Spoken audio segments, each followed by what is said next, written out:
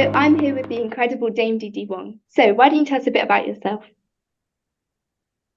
Thank you, Anya. Thank you for inviting me to your show. I don't know where to start. We're talking about myself. There's so many things I could say, but I know your audience, young ladies who are about to go out to the world, and I will tell you that um, I am originally from Hong Kong, and I grew up in England, and my parents sent me to boarding school at the age of 9, and so English is my second language.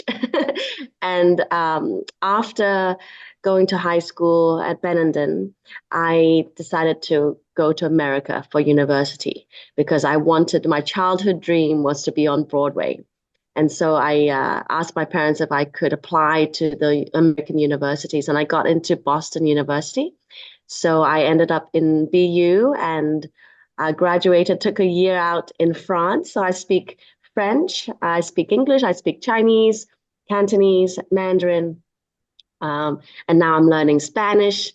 And I will say most importantly, I think if I say to introduce myself, I am so happy I went to a British boarding school. That has given me so much confidence and independence, and I carry that through my life right now in my adult career times. So you said about wanting to be on Broadway when you were younger, and you've turned out to be a keynote speaker and a very inspirational woman. So what changed your mind from Broadway to becoming an entrepreneur, producer, and everything else that you're currently doing? Yes, yes. So it's a really good question, actually, because it gets deep in about under the surface of what most people talk about, and that is my dream was not able to be realized because I realized when I was in America that there were just no roles for my type. So we call the type, meaning that I'm Chinese, a certain look, right? And if you think about musicals or plays that are written, they're mostly for Caucasian, or there maybe sprinkle some characters with African American, and then of course now it's even more. But back in the day, and I'm 48 this year, so back in the day when I was in my 20s, I just realized that if I really wanted to be in a big musical star as a main character, there's really nothing but Miss Saigon for me. So I realized that early enough to know that, perhaps isn't the right career path for me.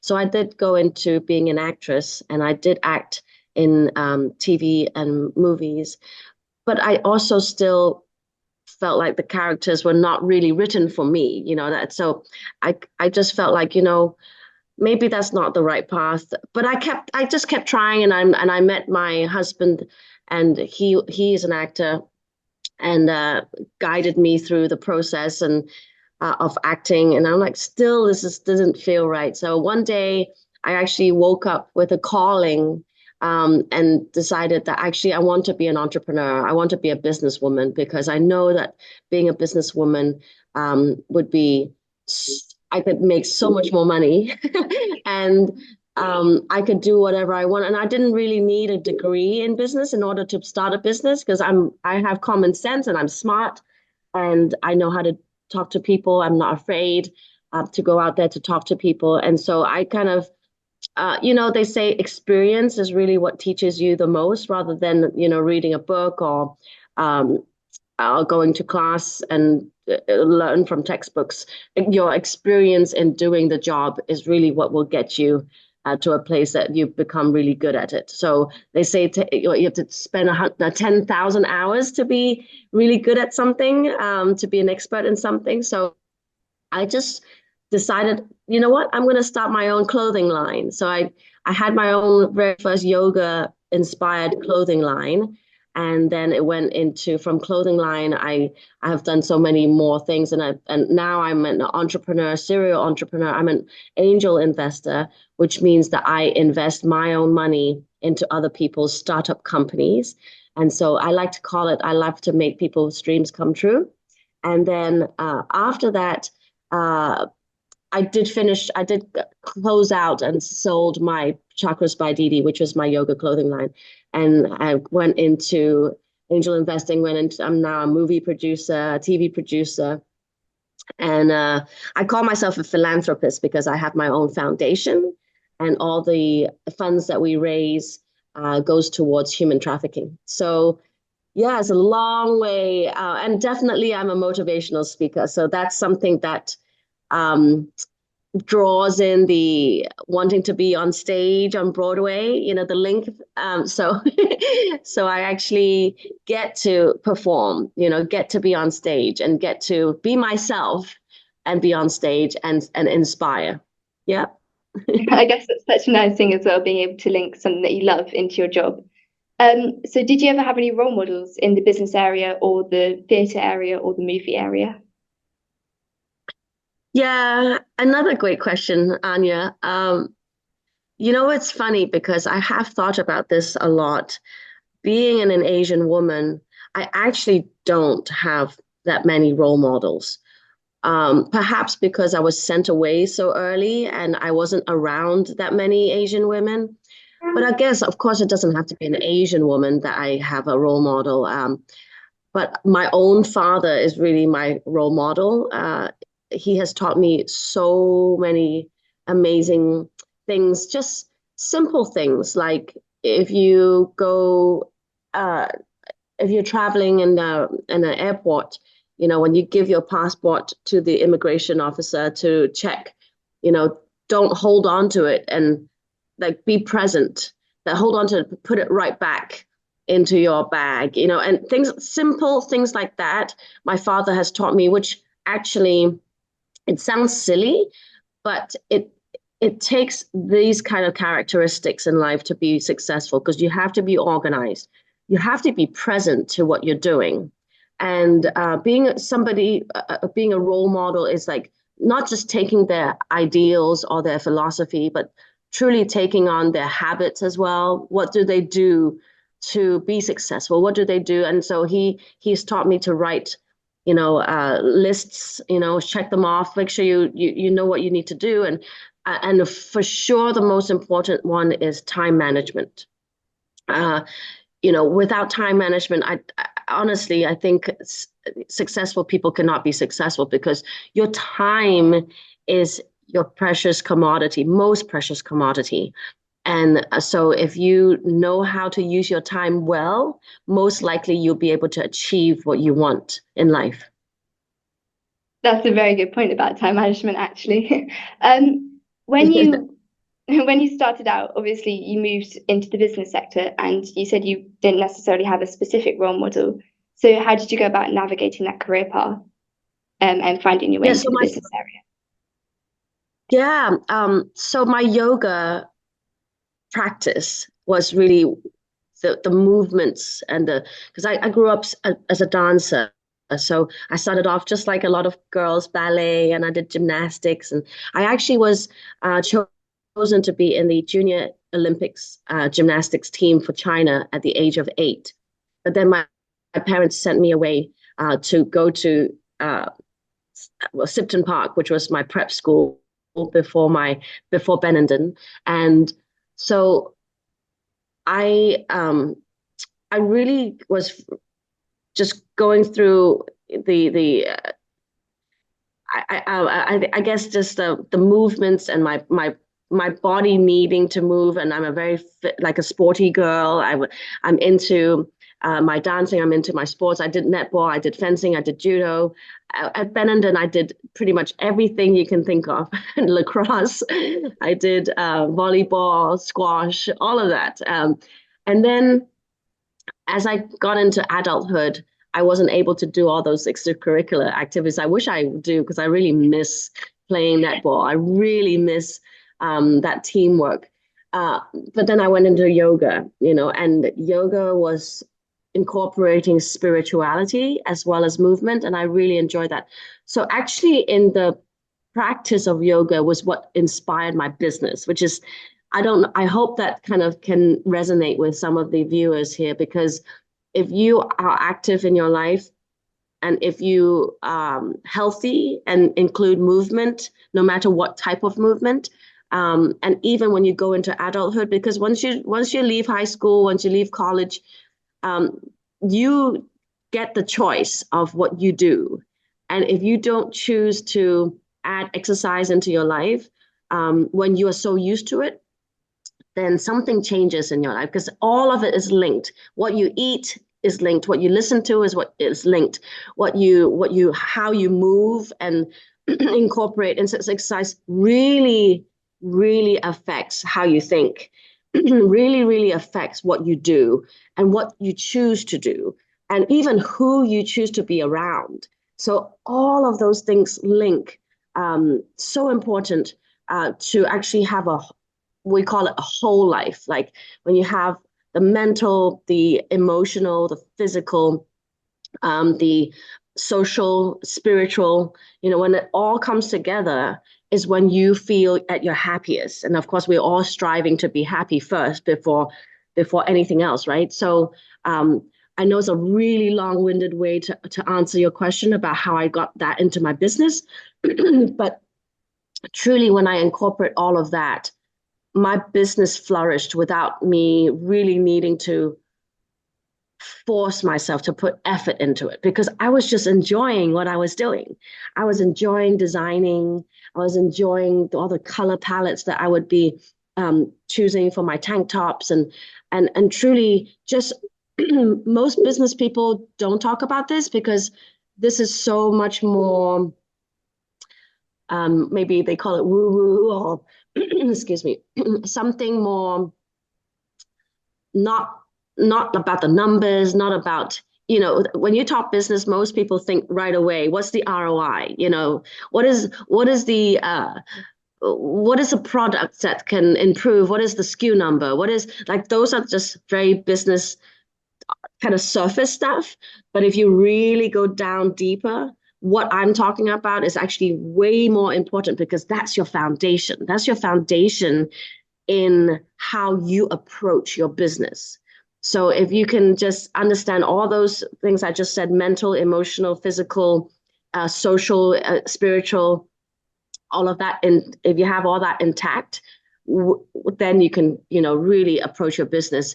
And even if you don't know something, if you have that confidence and the mental strength, like a great mindset, that you're not afraid to go out and ask. You're not afraid to go out and seek the answers. Of course, you don't know everything. Nobody knows everything, right? So it's okay if you start a new business. Oh, how am I supposed to do this? That's why you have a mentor. That's why you watch podcasts or listen to podcasts, or that's why you watch something like this and you listen to somebody who has done it, and then they would be able to help you, or even contact them and say, hey, how? Because I started off with a mentor, with my business, and as I became a speaker, I also had mentors. I have a speaking mentor. I had and people call mindset mentor, confidence mentors. There's so many different types of coaches, mentors out there. Whatever you feel you're lacking that towards your business, you can absolutely go out there and find, especially now with the internet. I mean, it's so easy to find answers online. So basically a lot of passion, and then you can do whatever you would like, and aim high and see how far you go. Were there any challenges you faced along the way? And I mean, you mentioned mentors. What advice did they give you that you think could be helpful? Yeah, challenges along the way is how to manage money. That's very, I mean, we're not taught that in school. We're taught Latin and, math. I mean, all those things is some of subjects really don't matter.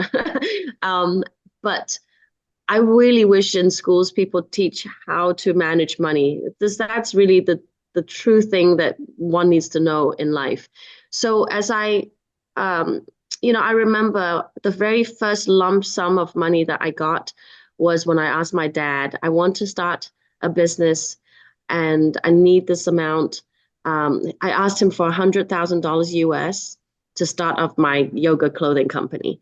And so he was not so easy to give it to me. He made me work for it. And he said, if you're serious about what you want to do, then write me a business plan. So I'm like, what is a business plan? So I ended up out there really researching and talking to different people and looking at templates and creating quite a thick book of business plan, because each page is, really delve deep into what your mind wants for your business. And for me, it was clothing. So I had to put out, like, I had to want to start off with the first 10 tank tops, and I want them in these colors. And each tank top would have a yoga pose on it with a Sanskrit underneath.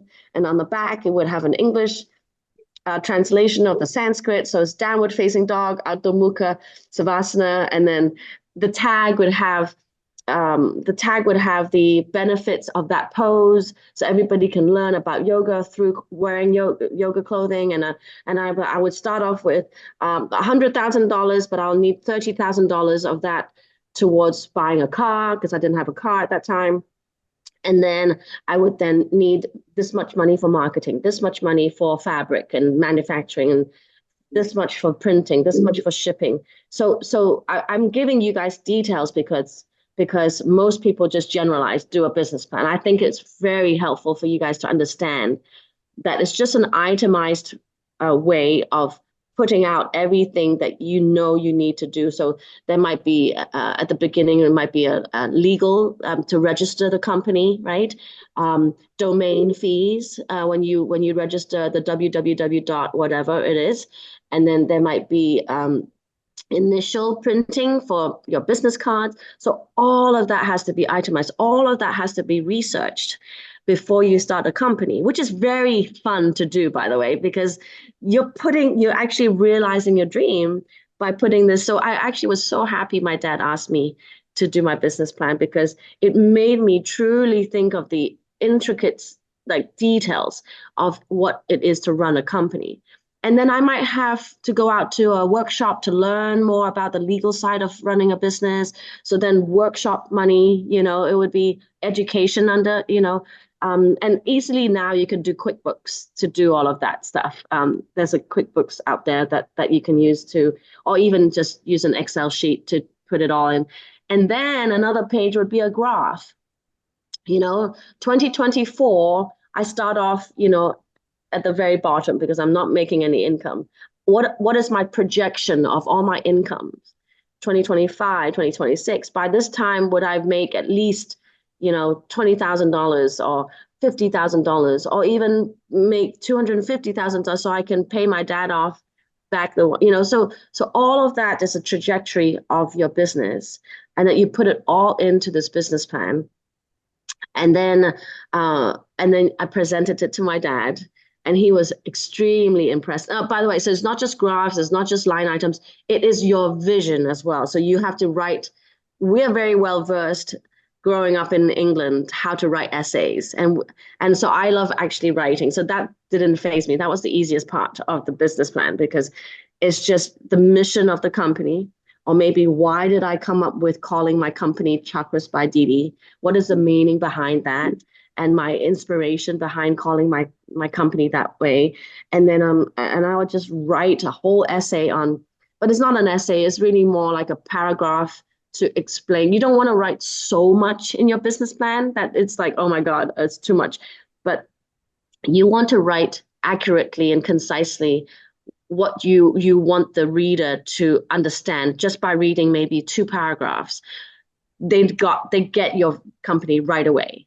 And by the way, I'm speaking as an investor as well, just so you know, anybody who's listening to this who truly wants to be an entrepreneur, as an angel investor, which means I put money into people's companies, I would want to read this. I would want to see the graphs. I would want to see the trajectory of your company and what your vision is, and how do you see you use your money is very important as well. And so if you were Anya to say, hey, Dame Didi, I really want to start a new company and I want to make beautiful wrap dresses, or I want to do I don't know, cute hair clips, or whatever it is that you pick, right, as your company. I would probably say, Anya, provide me with a good business plan. How much money do you want? And then tell me everything. And then if I feel like you're competent and you're confident in what you do, yeah, I'll give you some money to start it out, you know. Right now I'm working on somebody who's pitching me a blow dry salon, a hair salon. So she managed a lot of hair salons. So I asked her, so, you know, give me your vision. And she actually provided me with literally the visual of what it would look like. So what kind of chairs she would be using, what kind of mirrors she would have in her, and what kind of lighting she needs, and what kind of blow dryer she's going to be buying, and how many of them. See, all of these little details is what you would provide to your investor to start up your company. I'm giving you a lot of information, I know, but I think this would be very helpful for you guys. I mean, it's great as well because it links back into passion and where the passion lies. And obviously, you're very successful in your career and you've achieved so much. And so, is there anything that you're most proud of within your career? Yes, there are several things that I will say were the pivoting turning points for me in my life, in my career.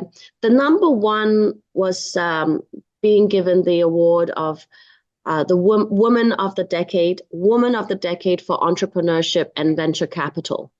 That was given to me by the Women Economic Forum. And when they wrote me that email to say that they wanted to give me that award, it changed my life because I, at that time, didn't think I was worthy. I didn't think that that title was, it was just way too big for who I was at that time. But if somebody saw that in me and was willing to give me that title, I was like, you know what? I need to just be humble and accept it. And so that title award kind of carried me through to many, many, many other awards. Then to now, I help the Pope Francis Foundation in Rome. It's called Scholas Occurrentes, and it's a foundation that helps youth and children. He's such a liberal pope, which is what I love about him. He wants the youth to know that life is not just about books and studies, and so he really cares very much for making sure that they enjoy sports, making sure they enjoy music, making sure they enjoy art, you know, and so putting that out there. So that's something that I'm very proud of being a part of, and you know, the movies that I'm doing right now, I'm very proud of the movies and being able to work with the A-listers. I just wrapped a movie with Johnny Depp and Al Pacino. You know, being able to work with such names, it's really, really cool. You know, I feel like I'm just very blessed. People say don't use the word lucky because luck is really opportunity, meeting, preparation, and if I've done that enough, then the opportunities will come, and that, you know, you're lucky to get that. But I feel like I'm blessed because like I said earlier, I really work on all the different aspects of being whole, and if you just keep that in mind for life, trying to keep yourself whole, it will attract those big moments that I've been having. And of course, I am wanting to, I'm about to jump on a show that's on Broadway as a producer. So that's obviously, I told you early on, my dream was to be on Broadway.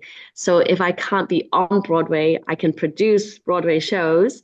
So hopefully that will lead me to win a Tony Award, and then, you know, my movies, the Oscars, and I mean, those would be the moments that I am looking forward to winning.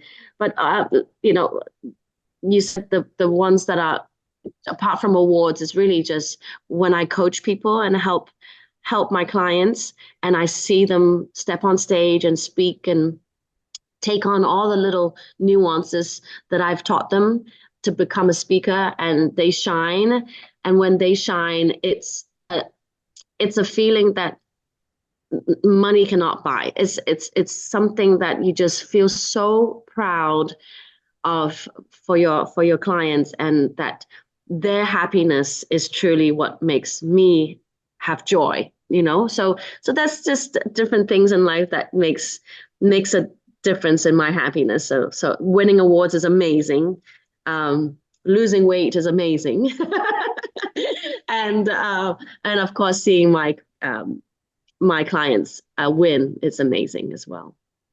And I mean, you've also just been named as one of the global women to watch for 2024 as well. So that's also an amazing achievement. Yes, And moving on yes, of to, course I forgot about yes. oh yeah. And moving on to present day, what does a typical day look like for you? I am so blessed because my whole thing about life is apart from financial freedom, time freedom is the most important thing. And I pride myself on not having to be at a job 9 to 5, click in, click out. I am truly an entrepreneur that has control of my schedule, and I can wake up truly whenever I want to. I can go to sleep whenever I want to. I don't have to take a call if I don't want to, um, which is a lot of hard work built into it. But then when you are a real entrepreneur like me, I do get up on time. I do, I still have a regimen to follow because it's really my upbringing at Benenden and Sipton Park that got me there. That's why I'm saying that foundation of being at Wycombe High School or Benenden or any of it drills it in that you wake up, you make your bed, you have breakfast. It's a certain routine that a lot of successful people have. If you have a routine, yes, you should break out of it sometimes. But if you have a routine, you work out, I do my yoga at least 4 times a week. And it's part of loving, giving myself the self-love that you can have. A lot of people don't put aside time for themselves. And so, if you have that routine, then you are good to go. And time management, as I said earlier too, it's you're then good to go, and you're able to really conduct your life, and then have that time freedom to maybe have lunch with a girlfriend, or maybe today I'm going to take it off and go to the spa, or I know I have money coming in, I have residuals coming in, and I know that things are working out, and maybe I could take a 5-day vacation, a holiday to, I don't know, France, and go see Eiffel Tower, and go practice some French, because I love French. So you work hard to get to a point where time freedom is really what you strive for. And someone as talented as you must have so much going on. And I mean, you've already mentioned about producing on Broadway, but do you have any other big things lined up? Yes, I do. I have quite a few movies lined up. So what I do in movies is actually I'm called the financier of the movies, which means people usually come to me first to find the money, right? So I am the one who goes and raises the money for movies, and so that gives me sometimes an executive producer title or a producer title, depending on how much I work on set as well. So what right now I have a potential movie with I can't I'm not allowed to say all the names, but they are the top of the top of the top, the cream of the crop. So I have about 3 of those happening all at once. That is very, very exciting. Will get me to another level of my producer um, uh, journey. And I am doing, okay, so I will share with you guys this. This is very exciting because I'm knighted as Dame Didi Wong. I was promoted, I was bestowed the title of the Grand Prior of the state of Florida. And I am the very first woman they have ever given this title to in the history of the Royal Order. Now, the Royal Order of Constantine the Great and St. Helen, they started in 315 AD. So they are the absolute oldest royal order in the whole world. And the monarchies, like the British monarchy or the Spanish monarchy, they are all kind of copy paste templates of this royal order that I belong to. And so as the first woman Grand Prior of Florida, I have been organizing a knighting investiture, is what they call it. So I get to knight, well, I didn't get to knight them, but I get to nominate them to be knighted. So I am doing a big event on March 16th, and I will be choosing 15 postulants, who, that's what they call it. I call them the postulants who are to be knighted. And I have some really, really big names lined up. That is very, very exciting to bestow that Sir and Dame title to them as well. So I mean, wish me luck. That's such an amazing achievement. And I mean, obviously, when it comes to the movies, we'll have to look out for your name in the future as well. And finally, everybody here watching, hold on, everybody here watching, you have to look me up, Didi Wong official on Instagram, so that you can see all the things I'm talking about. I will be promoting them a lot. and finally, what was one piece of advice you'd like to share to people watching, if you could leave one message with them? I will say seize the opportunity when you have okay, so you're watching this right now. What would you do to seize the opportunity? Most likely contact me. Like, what can I, if Didi, Dame Didi, I want to blah blah blah blah. Just ask me a question. If I can give you an answer to the question with my network, seize the opportunity. I will say one more thing is my lifelong motto, and that is, and I will make this as my final, because this is something that I want to leave you guys with and really think about it. My lifelong motto is be your own best friend.